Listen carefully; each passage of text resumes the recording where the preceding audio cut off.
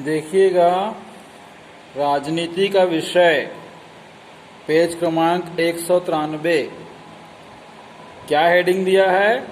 उत्तरदायी सरकार। उत्तरदायी कैसे लिखा है देख लीजिए। कुछ लोगों ने कैसे लिखा है उसको सुधार लेंगे, ठीक है। उत्तरदायी। हमने लीबिया में देखा कि निर्णय की अंतिम शक्ति सैनिक संगठन के पास थी। लीबिया जो देश था उसमें क्या था कि अंतिम निर्णय जो लेना होता था देश की बागडोर का, देश की व्यवस्था का, उसकी शक्ति किसके पास थी? सैनिक संगठन के पास थी। वह जनता द्वारा चुनी हुई नहीं थी, अर्थात उसका चुनाव जनता ने नहीं किया था। वहाँ की जनता सैनिक संगठन के आदेशों का पालन करने के लिए बाध्य थी, ठीक है। जबकि सैनिक संगठन किसी के प्रति उत्तरदायी नहीं था।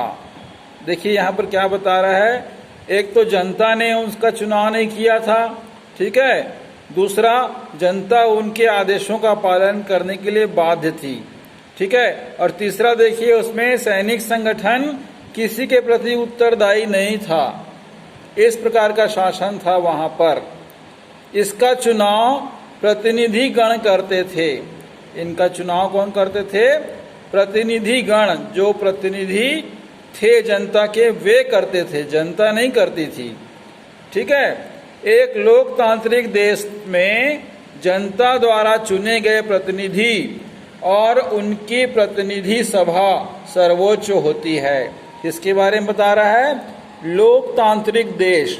तो हमारा देश कौन सा देश है? लोकतांत्रिक देश है, अर्थात जनता द्वारा चुने गए प्रतिनिधि और उनकी प्रतिनिधि सभा सर्वोच्च होती है। सर्वोच्च मतलब सबसे बड़ी होती है, ठीक है। जितनी भी चुनी हुई सरकारें कार्य कर रही होती हैं, वे विभिन्न तरीकों से जनता के प्रति उत्तरदायी होती हैं। क्लियर है? यहाँ पे स्पष्ट है।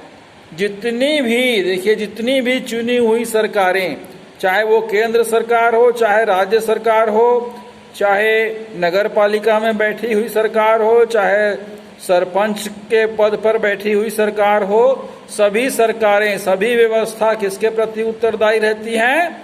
जनता के प्रति। विभिन्न तरीकों से जनता के प्रति उत्तरदायी होती हैं। भारत की शासन व्यवस्था पर नजर डाली जाए तो पता चलता है कि केंद्र की सरकार व विभिन्न राज्य सरकारें कई तरह से लोगों और उनके प्रतिनिधियों के प्रति उत्तरदायी होती है। स्पष्ट है। भारत में कार्यपालिका के सभी लोग, प्रश्न को ध्यान से समझ लीजिए, इसके बारे में पूछा जा सकता है कभी भी। भारत में कार्यपालिका के सभी लोग, जैसे प्रधानमंत्री, मुख्यमंत्री, मंत्री परिषदों के मंत्री और उच्च अधिकारी, संसद और राज्य विधानमंडलों को व्यवस्थापिका भी बोलते हैं, ठीक है। राज्य विधानमंडलों अर्थात व्यवस्थापिका के प्रति उत्तरदायी होते हैं। इनका चुनाव प्रतिनिधि गण करते हैं। क्लियर है? इनका चुनाव कौन करते हैं?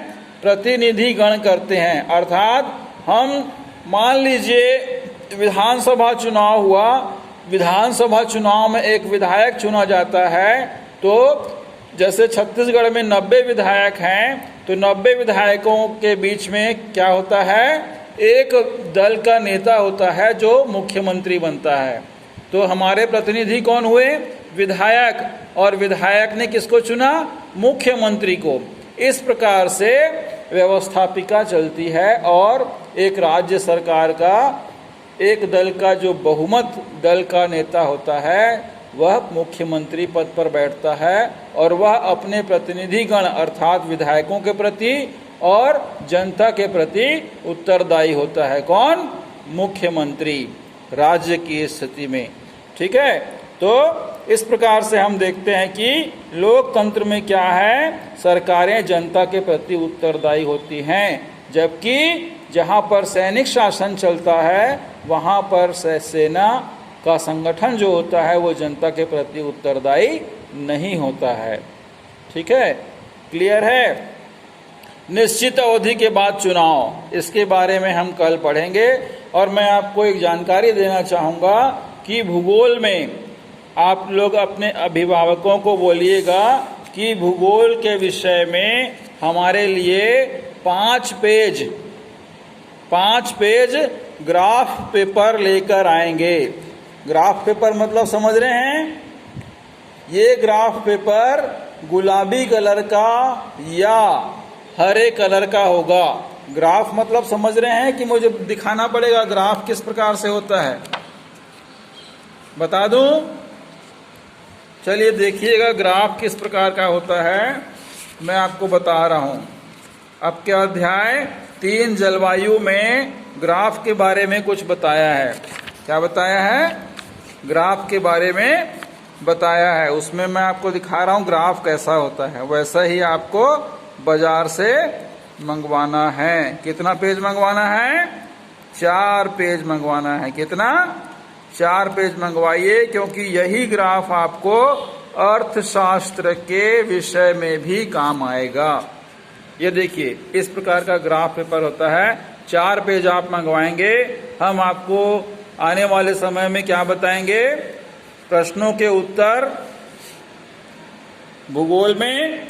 ठीक है, कक्षा 9वीं का जो भूगोल का विषय है, प्रश्न क्रमांक 9, 10 और 11।